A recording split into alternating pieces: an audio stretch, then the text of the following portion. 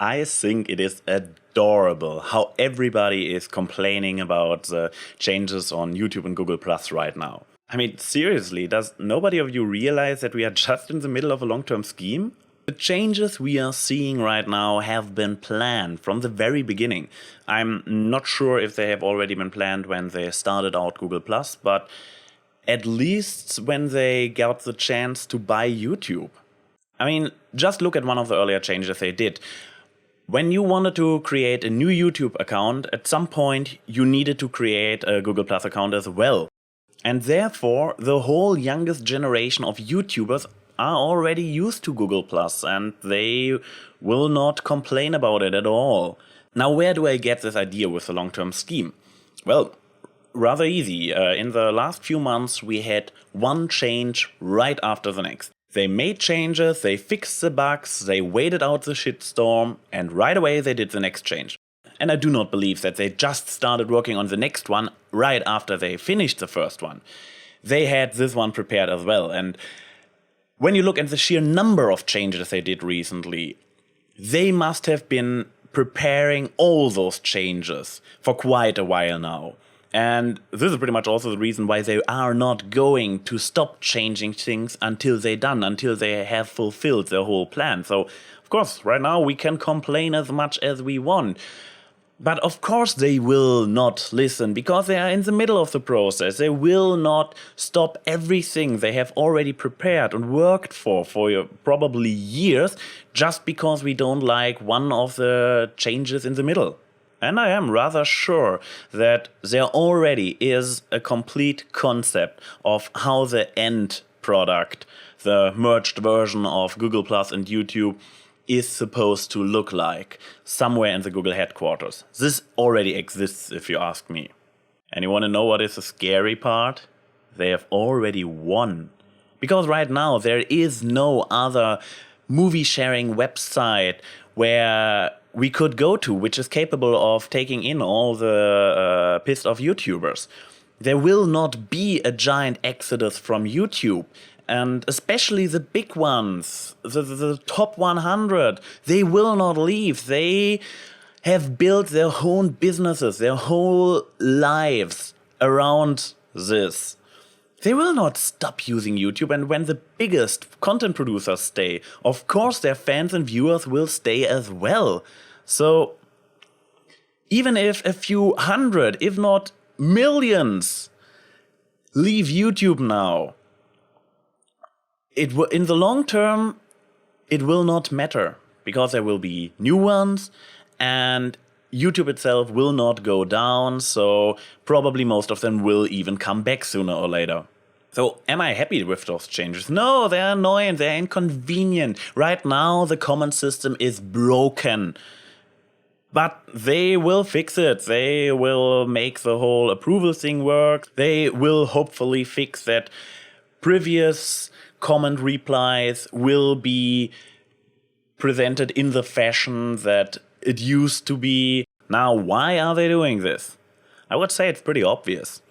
To get all our personal informations and to get a, for Google, very convenient way to monitor all our online activities. Because what you have to keep in mind is we are living in the information age. Information is now one of the biggest and most powerful resources. Infinite. And getting all our personal information in connection to what we do on YouTube, on the internet as a whole, in other words, what we share on a social media site, this is a treasure for a company like Google who is into collecting information. And what Google is striving for is pretty much godhood of information, or at least world domination. Now, admitted, this sounds a little bit dramatic and over the top and like conspiracy theories, but look at it from a objective point of view. It's kind of true. They already have this immense power. When Google goes black, 40% of all internet traffic disappear. Google is the #1 search engine on the whole internet. It is by now on our phones. Yes, I have an Android phone, so Google is already with me all the time. They are mapping the whole world.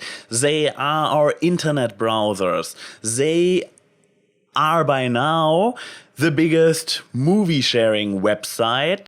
And they are about to push Google Plus to be one of the most influential social networks, if we want it or not. And you want to know what is happening right now, why we are all making our videos and Tumblr posts bitching about the whole system, I myself included, because I'm annoyed by it as hell. Well, we start discovering the conveniences of the new system and we start accepting it. And in the end, we will just continue on as we did before, just in the new system. And Google got its will. And just as they made all of us dance by their tunes, I say if they wanted to, they could pull this whole thing on a bigger scheme just right now. In other words, they are already in control of the world, if you think about it. Now, what is the conclusion of all this?